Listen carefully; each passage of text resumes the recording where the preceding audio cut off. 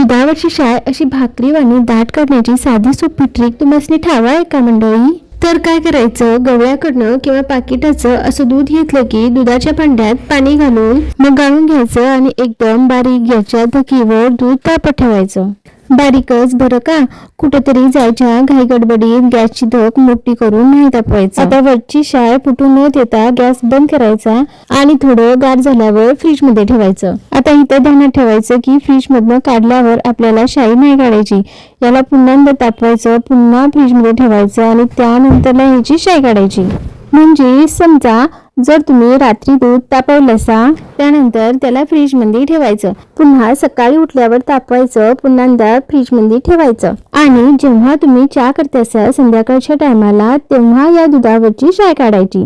आलं ध्यानात? हा, इथं जर तुम्हाला प्यायला चहाला दूध हवं असेल तर दोन गोष्टी ध्यानात ठेवायच्या.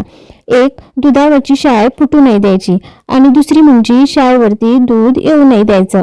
आता जर तुमच्याकडे फ्रीज नसेल तर एका मोठ्या पातेल्यात पाणी घालून त्यात बी तुम्ही दुधाचं भांड ठेवू शकता. तेव्हा बघा, ही सोपी ट्रिक वापरून तुमची बी दुधावरची शाय अशी भाकरी वाणी पराठा वाणी दाट धमकाट निघते की नाही. तेव्हा ही ट्रिक आवडली तर लाईक, शेअर आणि माझ्या चॅनलला सबस्क्राईब करायला विसरू नका. तेव्हा भेटू लवकरच, तोपर्यंत राम राम मंडळी.